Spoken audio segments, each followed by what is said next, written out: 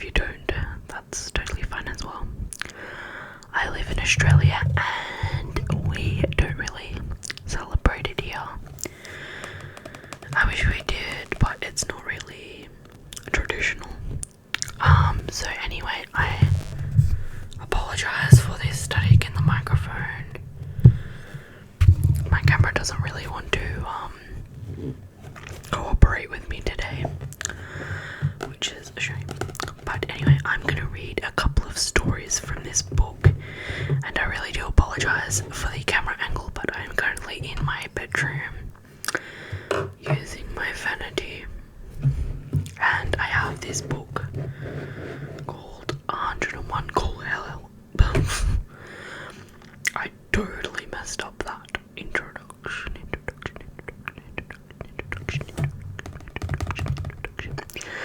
However, let's start again. 101 Cool Hair-Raising Horrors, and apparently this is #1 best-selling series. It's got this cool-looking guy on the front. It says, "Warning: the stories inside might give you nightmares." There goes my microphone again. I am so sorry, but I will keep recording. So this says on the back, 101 Cool Hair-Raising Horrors with Glenn Singleton. A brand new addition to the best-selling Cool series, 101 Cool Hair-Raising Horrors will scare you and your friends silly with 101 short, scary stories, perfect for sleepovers and telling around the campfire in the dark. Featuring a combination of brand new tales and classic urban legends covering topics from ghosts and ghouls to creepy clowns and terrifying toys, plus a multitude of mean monsters. These stories are sure to chill you to the bone and keep you up at night. Don't forget to check under the bed before you turn the lights off. Before you turn off the lights, sorry, I'm just creating my own words at this point. Apologies for that. So anyway, my mic is just, oh my god, I don't know why it is doing this. I think it's just because of the angle that I've got it on. And just inside it's got some information about the illustrator and the author, but we won't go into that. We're here for the stories. So we have Chapter 1, Unsolved Mysteries and Uninvited Guests. Chapter 2, It Happened to a friend of mine. Chapter 3, Ghosts and Ghouls. Chapter 4, Creepy Creatures and Critters. Chapter 5, Bumps in the Night. Chapter 6, Freaky Funnies. Chapter 7, oh, I'm so sorry about that. Chapter 7, Terrifying Toys and Sinister Clowns. Chapter 8, Horrific Histories. Chapter 9, A Monster Mash. Chapter 10, Don't Go Into the Woods. And Chapter 11, Nightmare Fuel.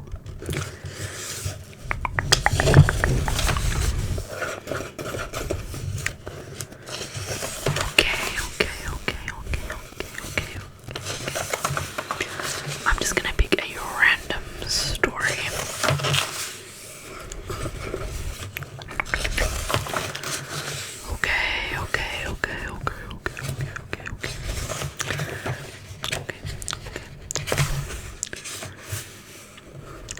I'm just gonna pick this one called Not on My Watch.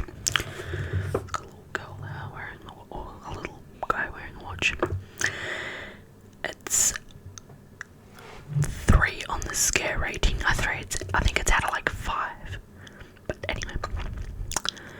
Your granddad wanted you to have this, said George's mother. Hold out your arm. She strapped the antique silver watch around George's wrist. Do I have to wear it? George complained.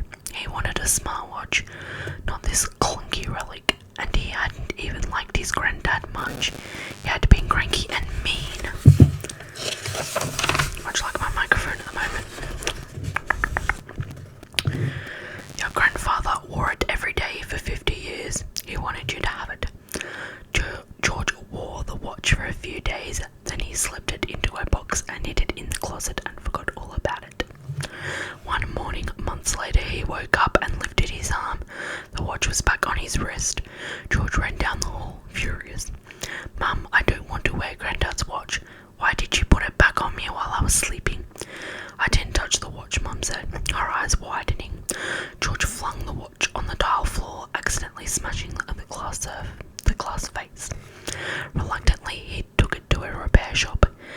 "This is a classic," said the repair guy. "I bet it's worth a fortune." "You want it?" said George. "I'll sell it to you." The next day, George got a phone call from the repair guy. "You know that watch you sold me? I can't find it anywhere. Did you come back for it?" "No," said George, a chill running through his body. He felt something tighten on his wrist. He looked down to see the straps of Granddad's watch getting tighter and tighter until his hand turned blue. And that's it. There's a little fact here. It says, "Scary but true. Louis Lee Prince, inventor of the world's first moving picture, boarded a train for Paris in 1890, but neither he nor his luggage were ever seen again." Gotta think, like, what happened to that dude? Anyway.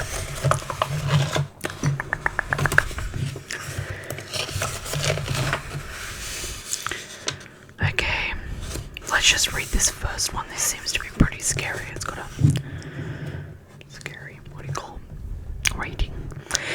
It's a killer in the back seat. The deserted road is pitch black and slippery with rain after the storm. All around is nothing but thick forest for miles. As I drive down the old highway back from my high school basketball game, out of nowhere a truck drives up behind my car. I wave out the window for the driver to pass, but he inches closer, tailgating and flashing blinding high beams into my back window. I fight to keep my eyes on the road, panic rising. What's this guy's problem? I slow down, but he moves even closer to my bumper, nearly touching it, still flashing his lights at me. My breathing quickens with fear. Is he trying to run me off the road? He rams my bumper hard and I nearly skid into the guardrail and down a steep ravine. Again, he flashes his lights on and off, blinding me.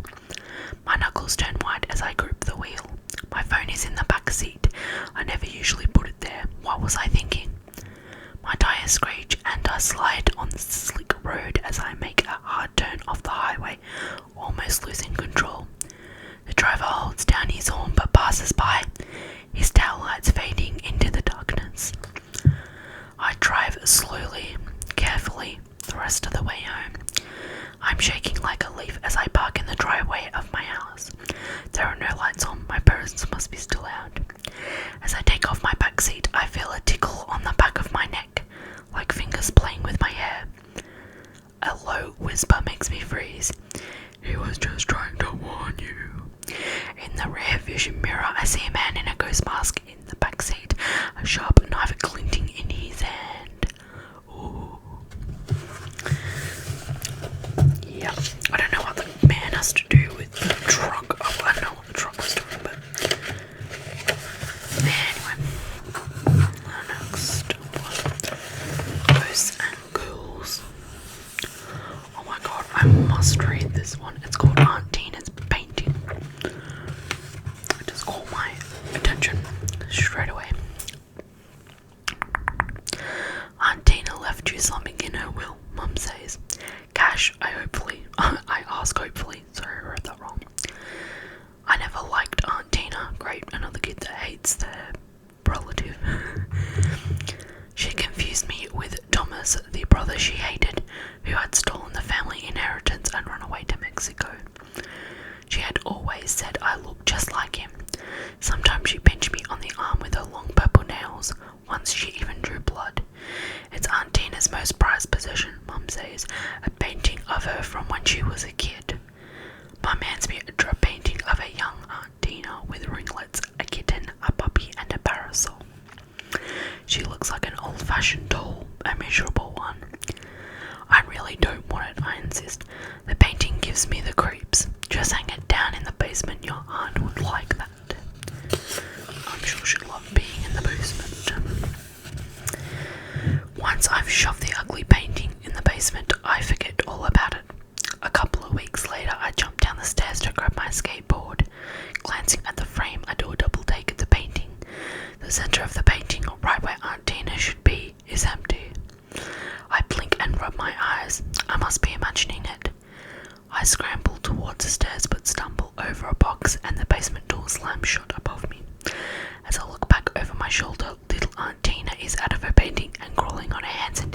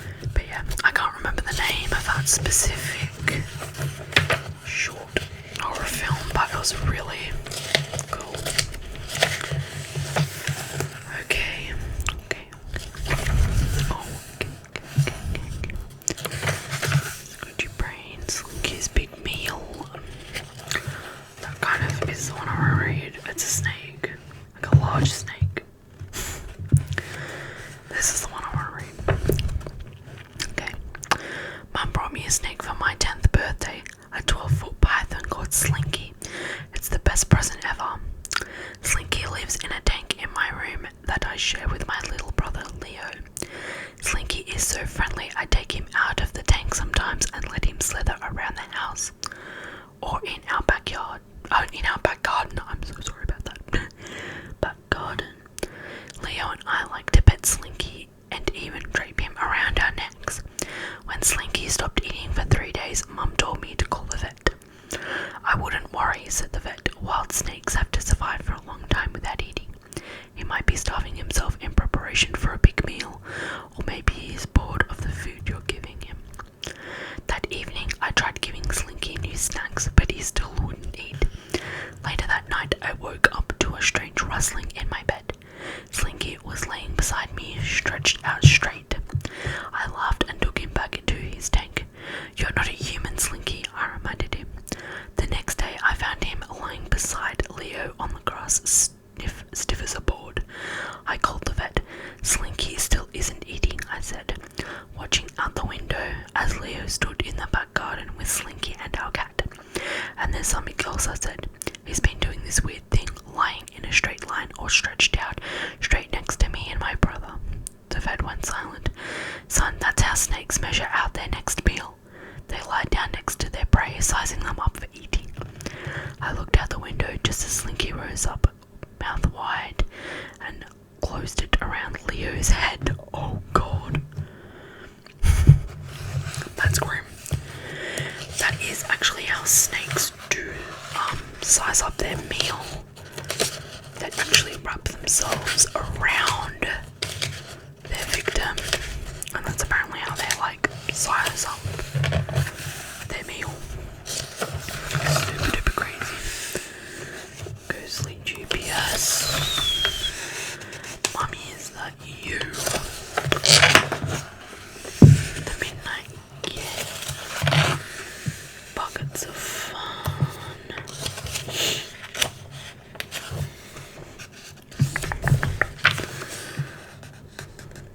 Dancing in the moonlight. Oh, here we go. This kind of reminds me, looking at it, of another YouTube video. We'll see if it's relatable. Go straight home. Don't talk to strangers, says Derek, letting out a dramatic cackle as he shuts the door in Stan's face. After a late night watching scary movies with his friends, Stan feels jumpy walking down the quiet street towards his house. It's pitch black out as he opens the flashlight app on his phone, shining it ahead. On the other side of the street, a man walks towards him. Stan squints as he comes closer. Wait, he is dancing. The tall, thin man waltzes gracefully towards Stan. He's wearing a wrinkled, faded tuxedo with tails at the back. The man crosses over the street to the same side as Stan, and his face is briefly illuminated by the streetlight. Stan stiffens. The man's head is tilted towards the night sky, eyes wide open, an unnatural, cartoonish smile of pure bliss on his face. Stan picks up the pace, running quickly across the street, trying to lose the dancing man. He looks behind him and relaxes. The man has vanished. Eyes back on the ground in front, Stan stops in his tracks. The dancing man is crouching in a hedge up ahead. How did he get there so fast? As their eyes lock, the man leaps out of the bushes, sprinting towards Stan at full speed, a goofy, ghoulish grin still on his face. Based on the urban legend of the smiling man. Now, I have seen that in a short video on YouTube, and it's very, very similar to this story. It's a guy walking down the street late at night, and he stumbles upon a man dressed in a suit who is dancing down the street with a weird, massive grin on his face, and this is very, very similar to that. So already there's been 2 stories that are based on YouTube videos.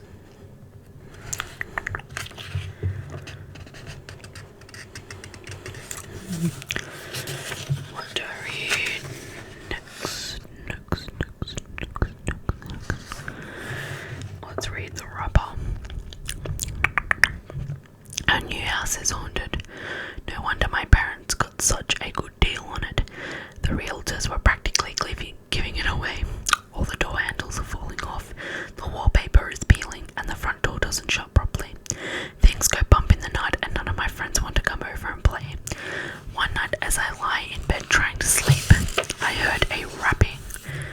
sound coming from the spare room, which is full of old junk and boxes we haven't unpacked.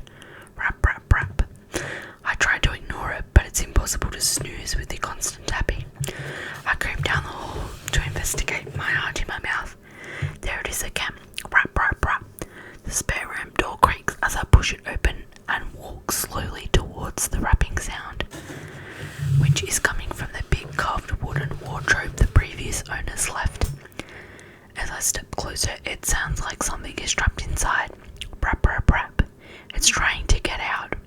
I slowly turn the door handle, opening the wardrobe door with a creak, but the cupboard is empty. I flinch as the tapping starts again. It's coming from one of the drawers. I pull one open tentatively. Nothing in there. I try the next one, empty. Then I reach for the last drawer and gasp when I see what's been making the awful sound. Inside is a roll of wrapping paper. Okay, that one wasn't scary.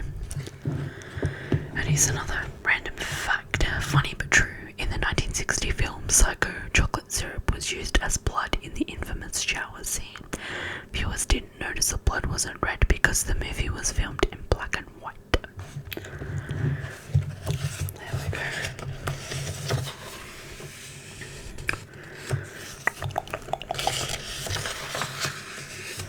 Okay. I'm gonna find a clown one for this next chapter just because clowns frighten me. So the clown mask is the next one. Lewis's uncle had recently passed away and his family had inherited his rundown house. My uncle used to manage a circus, my friend Lewis said as he led me through the front door.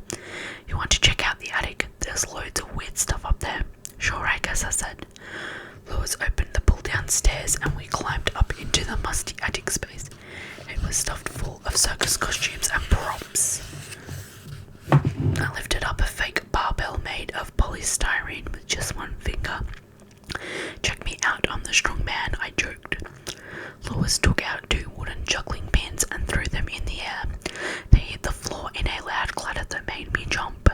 Let's go now, I said, getting an uneasy feeling about rifling through his uncle's possessions. Wait, look at this, Lewis said, grabbing a clown mask from a box. The mask had white, wrinkled skin, a crooked grin, and limp blue hair. Put that back, I said. It's giving me the heebie-jeebies. Relax, Raymond, Lewis said. It's just a bunch of circus junk. Lewis slipped the clown mask over his face and started dancing, letting out a long, evil laugh. At first I chuckled, but then Lewis started spinning around the room, faster and faster. He clawed at the mask, his body writhing like he couldn't stop. Then he collapsed on the floor, completely still. I rushed over to him and ripped the mask from his face. Lewis lay there, still, staring at the ceiling. His face was plastered with thick white stage makeup, and his nose had turned bulbous and red. His mouth was twisted into a grimace, and then he let out a long giggle, took the clown mask from my hands and slipped it over my face.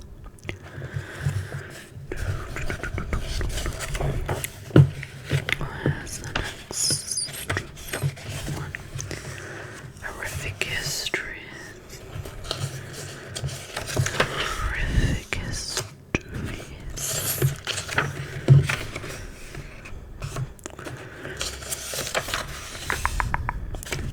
The Devil's Footprints. Let's go with that one. I woke up early and from my misty bedroom window saw a strange and eerie sight that filled me with terror. A row of cloven hoofed prints led from the front door of my house to the back gate in the thick, new fallen snow. I dressed quickly, rushed outside and followed the prints around the frozen field and down to the river. They continued on the bank beside the rushing icy water, just like had been reported at neighbouring villages. There had been reports of a cloven-hoofed human, of a red-eyed wolf, of all manner of nightmarish beasts, and now it was here. My knees felt weak, and a wave of panic swept over me. Someone from the gates of hell had in the snow, pain throbbing in my knee. Ma, Ma, I shouted as I limped towards her. I've seen the devil's footprints.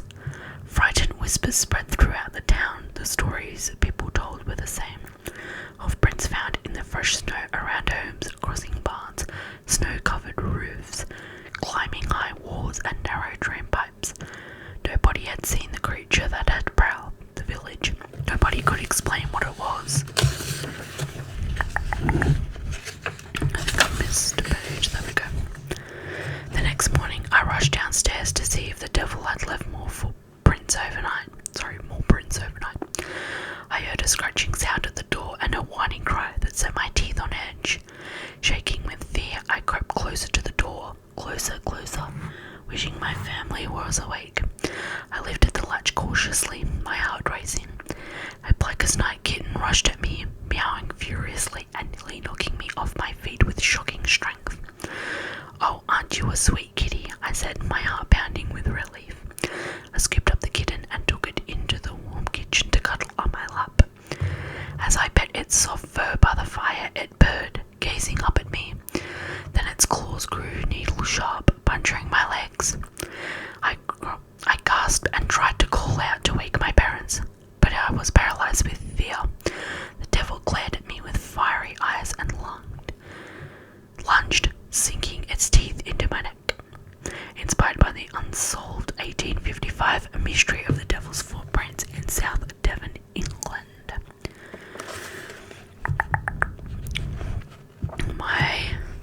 Sorry about my missing words.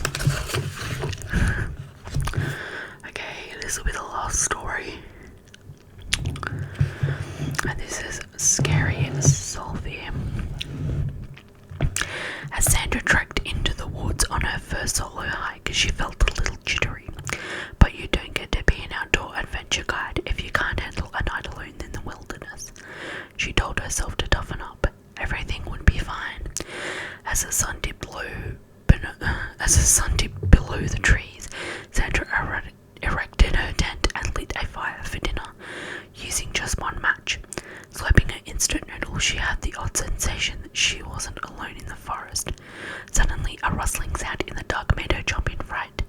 She flashed her torch into the thick pines. "Hello," she called out. "Anyone there?" The rustling stopped, and a squirrel ran across the campsite. Sandra exhaled in relief. Just an animal, nothing to worry about. As she snugged into her sleeping bag, the rustling sounds returned, only this time they were right outside her tent. "Just a squirrel," Sandra whispered, squeezing her eyes shut. In the morning, Sandra quickly packed up her camp and got back on the trail. Passing a beautiful waterfall, she took out her phone to take a photo. When she opened her album to see how the photo had come out, a chill ran through her body. There were other camping photos that she hadn't taken, close-up shots of her sleeping in her tent. Sandra heard a crack behind her, and she turned slowly, finding herself face to face with the photographer.